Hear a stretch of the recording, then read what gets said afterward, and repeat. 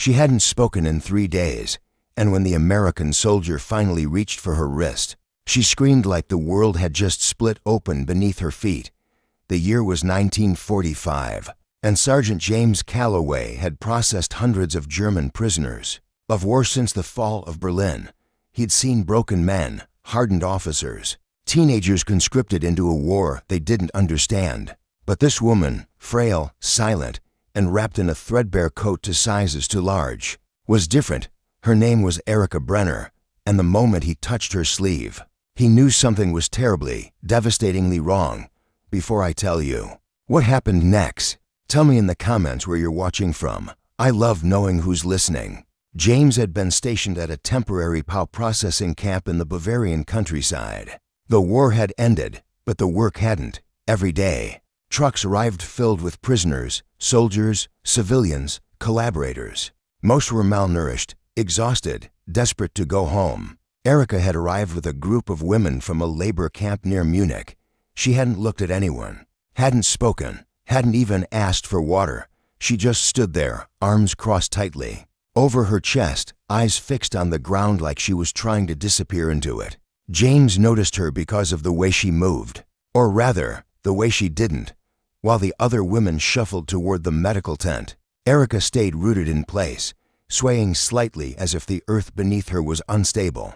Her face was pale, almost gray, and her lips were pressed into a thin, bloodless line. When a nurse approached her, Erika flinched so violently that the nurse stepped back, startled.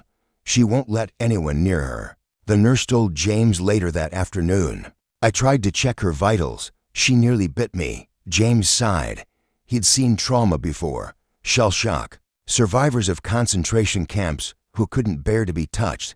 He understood it, respected it.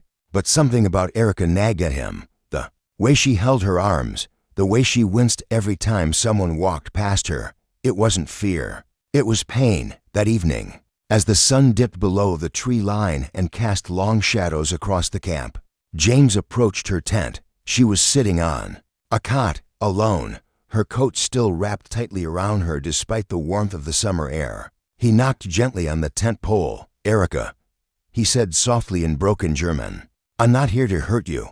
I just want to help." She didn't look up.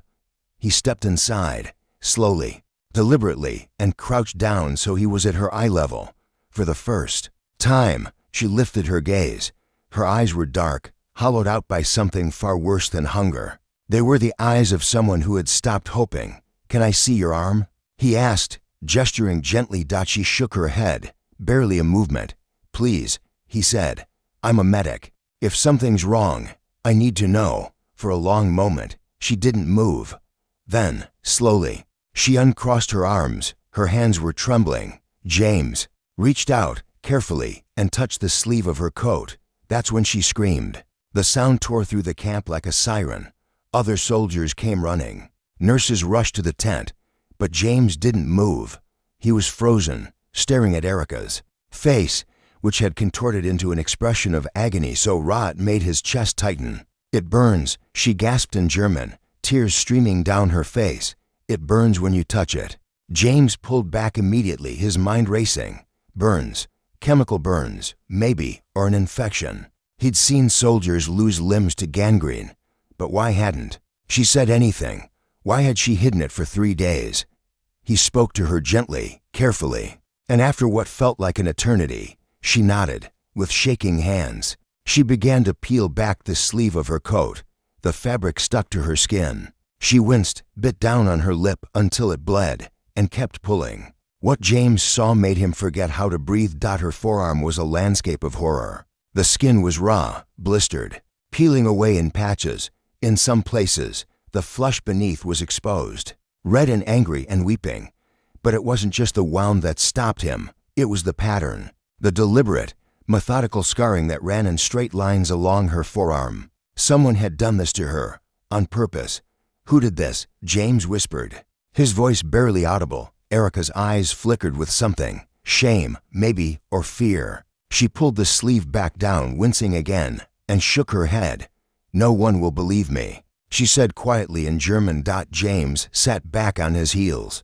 He'd seen atrocities. He'd liberated camps, He'd held dying men in his arms. But this was different. This was calculated cruelty, inflicted on a woman who had already lost everything. "I believe you," he said. And in that moment, something shifted. Erika looked at him, really looked at him, and for the first time since she'd arrived, he saw a flicker of life in her eyes. Over the next 2 hours, in halting German and broken English, she told him her story. She'd been a factory worker in Munich when the Allies began bombing. She'd been conscripted into a labor camp to build fortifications. The camp overseer, a man named Klaus, had taken a particular interest in her. When she refused his advances, he'd punished her, not with beatings, not with starvation, but with a heated iron rod pressed methodically against her forearm. "Every night for a week. He said it would remind me," Erika whispered, her voice hollow, "that I belonged to him." James felt something dark and cold settle in his chest. Klaus, he didn't know the man, but he knew the type. Predators who thrived in chaos. Men who wore uniforms and wielded power like weapons. "Where is he now?" James asked. Erika shrugged. "Dead. Maybe, or hiding. It doesn't matter." But it did matter. To James, it mattered more than anything. The next morning, James went to his commanding officer. He showed him photographs of Erika's wounds. He recounted her story, and he demanded that anyone, do something. The officer listened, nodded, and filed a report. But James knew how these things worked. In the chaos of post-war Europe, one woman's suffering would disappear into the bureaucracy. Justice would be a footnote, if it came at all. So James did something he'd never done before. He went rogue. Using his connections, he tracked down survivors from Erika's camp. He found 3 other women who had been tortured by Klaus. He documented their stories, their scars, their testimonies, and then, quietly, methodically, he built a case. It took weeks, but eventually, Klaus was found, hiding in a farmhouse near the Austrian border, living under a false name. He was arrested, tried, convicted, and Erika was there to see it. James drove her to the courthouse himself. She wore a clean dress, borrowed from a nurse. Her arm was bandaged, healing slowly under the care of military doctors. When Klaus was led into the courtroom in handcuffs, she didn't flinch. She didn't cry. She just stared at him, unblinking, until he looked away. After the trial, as they stood outside the courthouse in the fading light of a summer evening, Erika turned to James. "Why did you do this?" she asked. "You didn't have to." James thought about it for a long moment. Then he smiled, just a little. "Because someone had to," he said, "and because you deserve to be believed." Erika nodded slowly, and for the first time since he'd met her, she smiled back.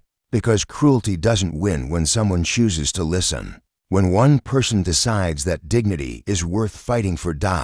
And in a world still reeling from war, that choice to believe, to document, to fight, became the ember that reminded everyone watching, justice isn't always loud, but it's always worth the silence it takes to earn it.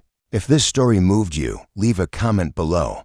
Tell me what you felt, and if you believe in the power of standing up for those who can't stand alone. Hit that subscribe button, because every week, I bring you stories of courage, humanity, and the moments that define us.